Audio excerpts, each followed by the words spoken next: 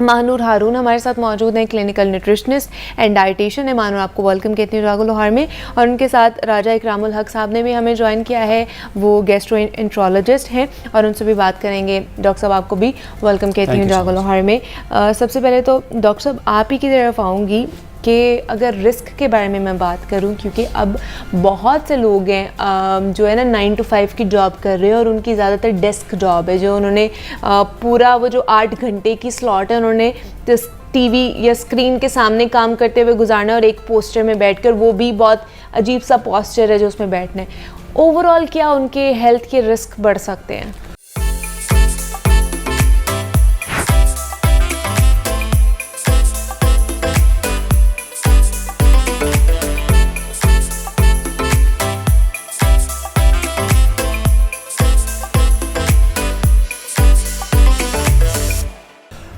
Thank you so much. पहली बात तो ये कि आई रियली अप्रिशिएट कि आपने ये टॉपिक लिया है, बिकॉज इस पे बहुत कम बात की जाती है।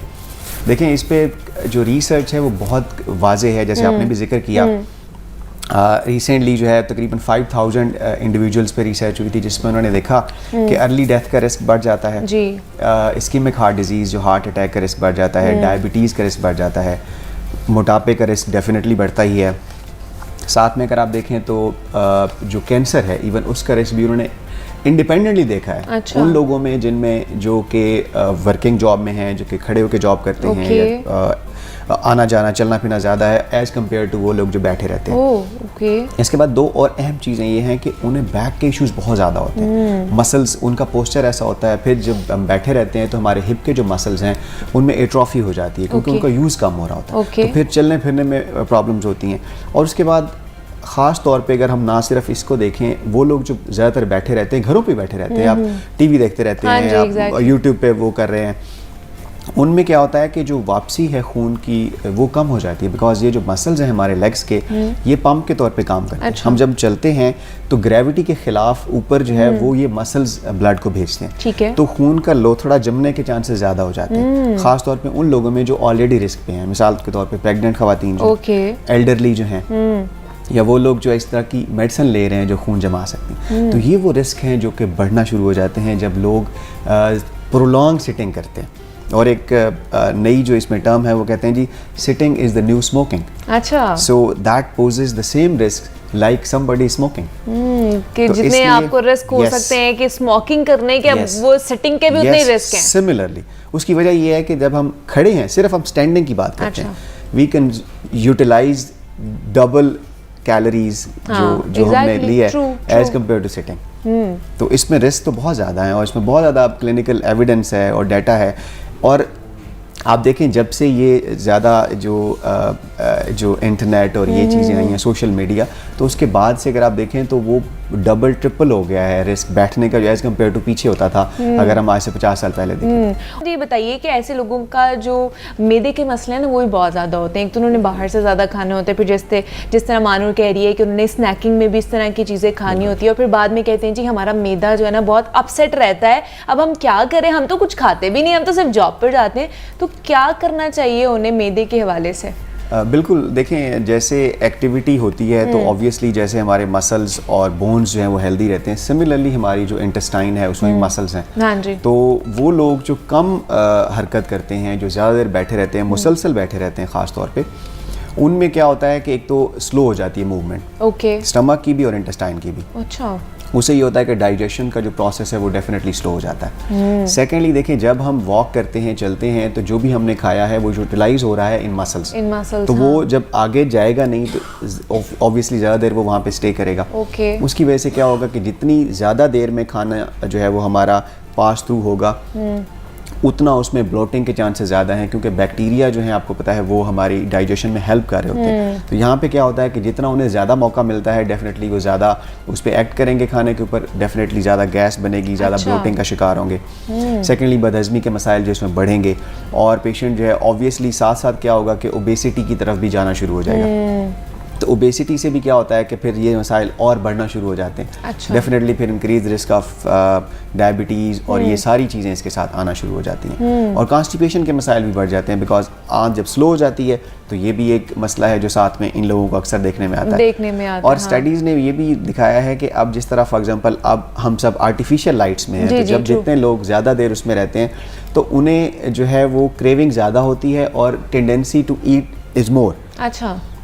तो ये देखा गया है। अब जैसे हमारे यहाँ बहुत से लोग हैं जिन्हें फ़ौरन उससे जॉब्स पे हैं और वहाँ की टाइमिंग बड़ी हुई है, तो रात को अक्सर उनकी शिफ्ट शुरू होती है या वैसे रात की शिफ्ट में जो लोग काम करते हैं, तो उनमें ये देखा गया है कि वो उनका एक तो जो स्लीप साइकिल सारा डिस्टर्ब होता है, तो उस वजह से भी उनकी क्रेविंग और खाने की टेंडेंसी बढ़ जाती है और उनमें मोटापा ज़्यादा होना शुरू हो जाता है और बीमारियाँ भी और ख़ासतौर पर उनमें भी मैदे के मसाइल जो बहुत ज़्यादा होते हैं। अच्छा, दूसरा मुझे ये भी बताइए कि फिर वो क्या करें, और दूसरा ये भी लिंक किया जाता है, ख़ासतौर पर मैंने ऑफिस में लोगों को काम करते हुए देखा है जी, हर चीज़ के बाद या हर आधे घंटे के बाद उन्होंने सिगरेट पीने जाना है, और वो कहते हैं कि जी इससे हमारी एक तो परफॉर्मेंस भी अच्छी होती है, हमारा दिमाग चलता है, और दूसरा अगर हमने खाना खाया तो उसके बाद हमने सिगरेट पीना ही पीना है, वो हमारा खाना हजम करता है। तो वाकई सिगरेट खाना हजम करता है या ये सिर्फ मिथ है? देखिए, ये तो ऑब्वियसली मिथ है। सिगरेट जो है देखें उसमें निकोटीन है। इनिशियली क्या करती है, निकोटीन हमारे जिस्म में जाके न्यूरोट्रांसमीटर्स को बढ़ाती है।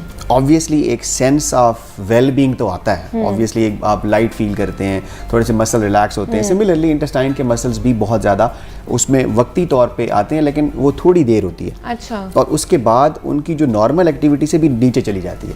और आपने देखा होगा अक्सर जो लोग क्रॉनिक स्मोकर्स होते हैं उनमें कॉन्स्टिपेशन बहुत ज़्यादा होती है। After getting up in the morning पहला काम अगर वो सिगरेट नहीं पिएंगे तो वो वॉशरूम नहीं जा सकते। अच्छा, यहाँ पे देखें ऑब्वियसली सिगरेट के तो नुकसानात इतने ज़्यादा हैं कि अगर उसका कोई भी मुझे फ़ायदा बता भी दे तो डेफिनेटली हम उसे वो नहीं कह सकते। देखिए, यहाँ पे एक बहुत इंपॉर्टेंट बात यह है कि जैसे डॉक्टर साहब ने जिक्र किया कि हम कुछ अगर छोटी छोटी बातें कर लेना तो हमारे लिए बहुत इजी हो जाए। अच्छा। कि हम अगर टाइम पे देखते हुए एवरी 30 या 45 मिनट्स पे आप चलें, सही उठ के आप थोड़ा सा चल लें, आप थोड़ा सा स्ट्रेचिंग कर लें, आप खाली जो है ना अपने हाथ नीचे उस पर लेके जाएं, पाँव तक लगाएं, जैसे सिंपल हम स्ट्रेचिंग करते हैं, या थोड़ा सा आप चल के आएँ। आप क्या करें, हमेशा लिफ्ट का इस्तेमाल छोड़ दें। आप आए जाएं, स्टेयर से जाएं। आपने किसी को ईमेल करनी है, मैसेज करके कोई चीज़ पूछनी है तो वो ना करें, आप खुद जाके डिस्कस करके आ जाएं।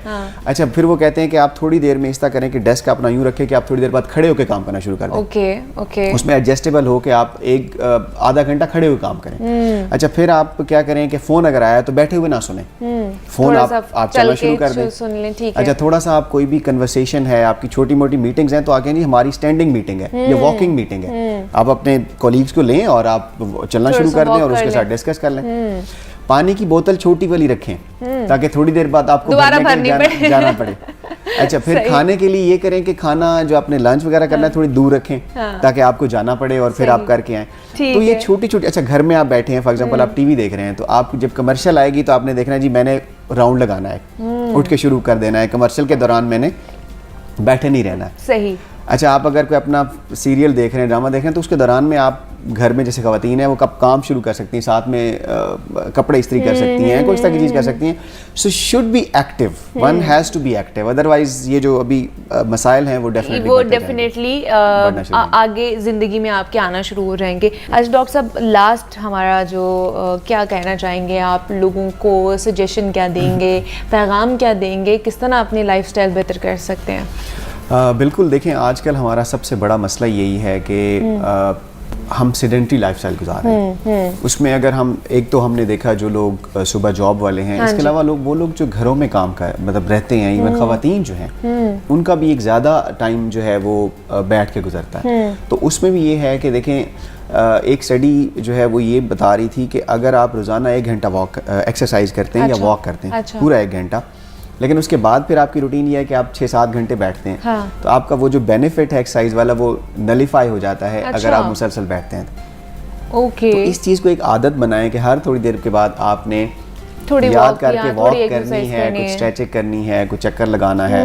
और ओवरऑल भी जो है हमारा सेडेंटरी लाइफस्टाइल की वजह से बहुत सारे मसाइल हमारे बढ़ रहे हैं, जिसमें डायबिटीज़ में हम टॉप पे जा रहे हैं। उसकी एक वजह हमारा खाना और सेडेंटरी लाइफस्टाइल है। चलना, आप देखें पैदल चलना कितना कम हो गया, बहुत, बिल्कुल। और लोग जो है वो अब गाड़ी की भी वो ये जिसे आना है वो कोशिश यही करे कि पार्किंग ऐसी जगह करे जहाँ से उसको ज़्यादा वो वॉकिंग चलना डिस्टेंस पड़े, कम हो। थोड़ा अगर उसने थोड़ी सी उस पर जाना है तो वो पैदल जाए, हाँ। क्योंकि अलग से टाइम निकालना शायद बहुत मुश्किल हो जाता है। लेकिन आइडियली तो यही है कि आप कम से कम 5 दिन वॉक और एक्सरसाइज करें 45 मिनट्स टू 1 आवर, ये आइडियल है, ताकि आपका वेट भी कंट्रोल में रहे।